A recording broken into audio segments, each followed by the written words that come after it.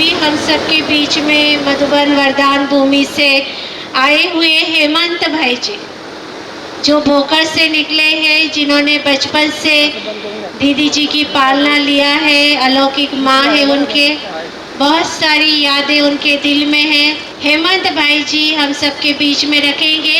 मधुबन वरदान भूमि से 45 सालों से ईश्वरीय सेवा में भाई जी समर्पित है और बचपन से ईश्वरीय ज्ञान में है।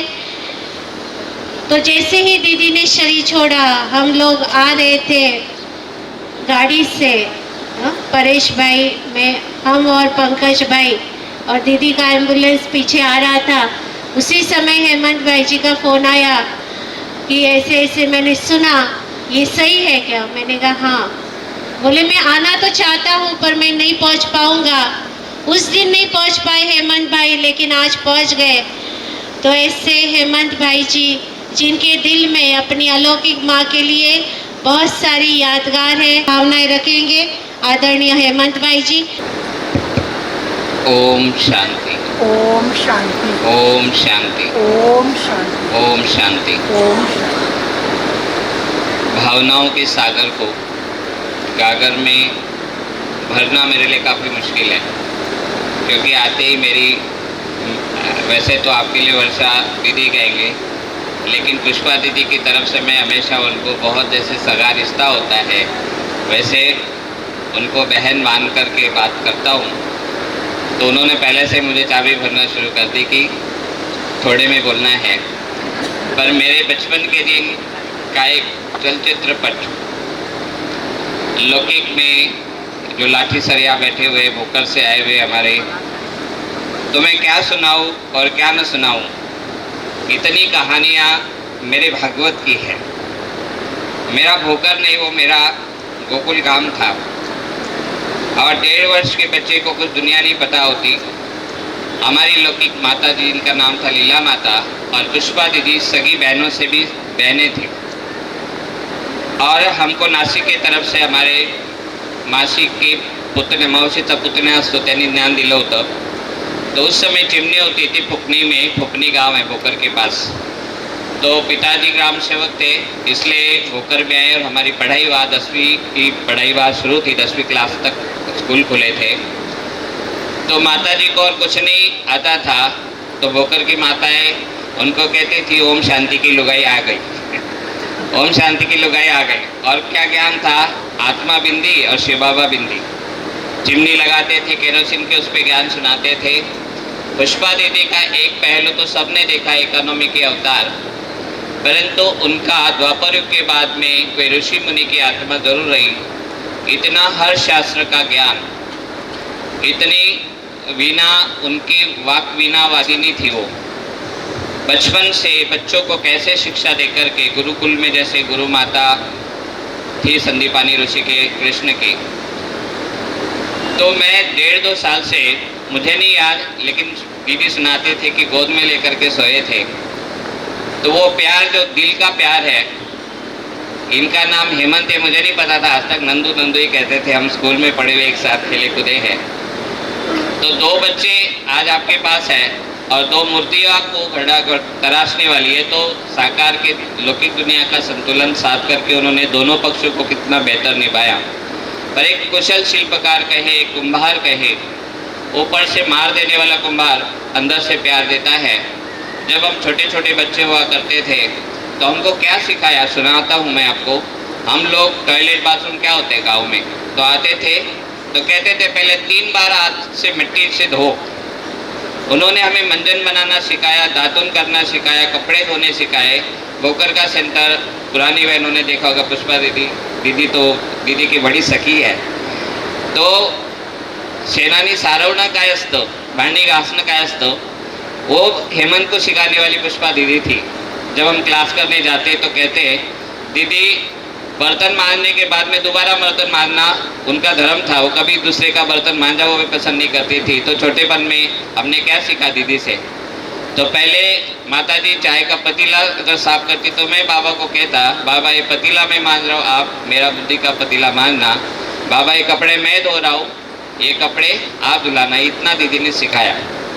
इतना माँ भी नहीं सिखाती। वो जन्म देने वाली देवकी तो चली गई लीला माता, लेकिन यशोदाई नहीं, यशोदा मेरी थी पुष्पा दीदी, जिन्होंने स्कूल का पढ़ाई भी हमें एक्यूरेट सिखाती। स्कूल से आते थे तो घर में खाली खाना खाने के लिए जाता हूँगा, लेकिन मेरा 24 घंटा गीता पाठशाला गीता पाठशाला गीता पाठशाला ही था। और हर नाखून काटने से लेकर बाल काटने से लेकर के कपड़े धोने से लेकर के बैठने से लेकर के मुरली पर अगर ये माइक पकड़ करके आज बोल पा रहा हूँ तो मैं नहीं बोल रहा हूँ, मेरी माँ बोल रही है।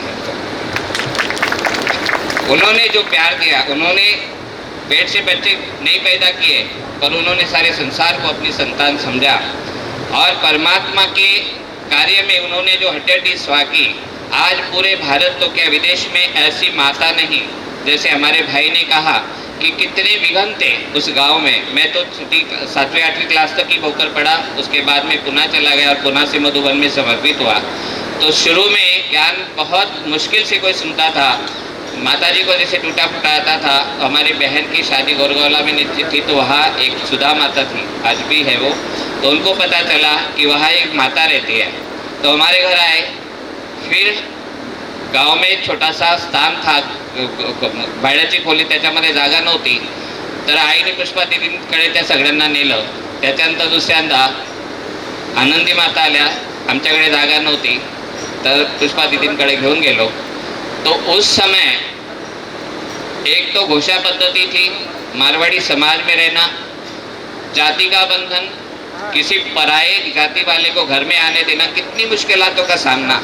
हम बोलने में तो कह देंगे कि लौकिक में जाते हैं, पर कोई माई का लाल हो जो लौकिक के इतने मारवाड़ी समाज में रह करके इतने विरोध का सामना करके और एक एक को गले को लगा करके गिरे हुए को उठा करके, माताओं के पास पैसे नहीं होते थे, माताओं को कहती थी चलो आज हमारे घर में क्या करना, नींद नहीं करा, कोड़प नहीं करा, और उनसे 10-10 रुपया, मुझे याद है 5 रुपया रोज होता था, प्रदर्शनी माताओं की मजदूरी से बनाती थी।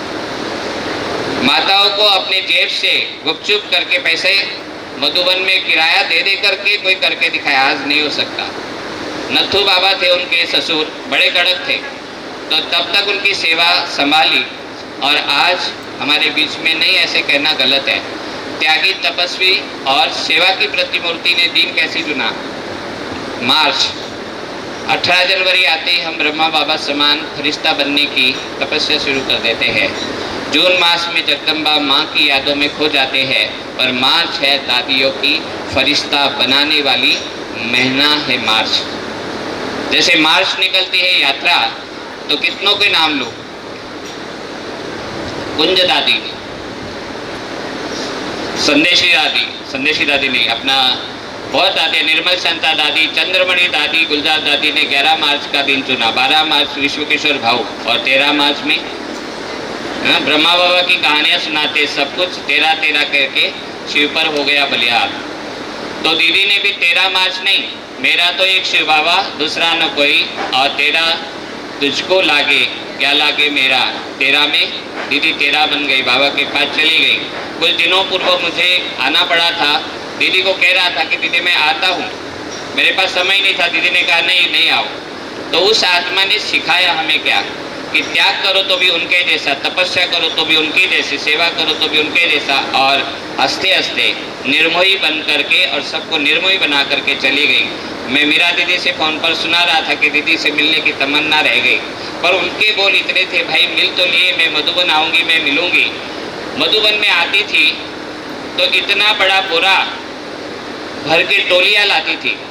हमारे सब मधुबन निवासियों को किसी के हाथ में खाली हाथ कभी नहीं जाने दिया। हर बार आती थी, 500 की नोट देती थी, टोली का डब्बा होता था। पिछली बार मेरे लिए अचार का डब्बा बना के लाई, आज भी वो मैंने घर में रखा है। तो कहने का मतलब, हम ऐसी आत्माओं के साथ बताने के लिए एक एक के बाद बहुत लंबी लाइन लगेगी, पर वाणी को मैं समेट तो इतना कहूँगा कि ये आत्माएं अगर लौकिक में नहीं आती, इतने खेड़े गांव में नहीं जाती, तो उन आत्माओं का उद्धार कौन करता। आज मेरे सामने भोकर के भी बहुत बैठे हुए हैं। मैं ये हेमंत को कह रहा है कि उस माँ को हमें जाने नहीं देना। हाथ खड़ा करो। मैं रूपाली बहन को भी कहूँगा, भोकर में आज भी झंडा लहराना चाहिए, नहीं तो मैं आकर के प्यार की लड़ाई करूँगा। मेरे साथ कौन कौन है?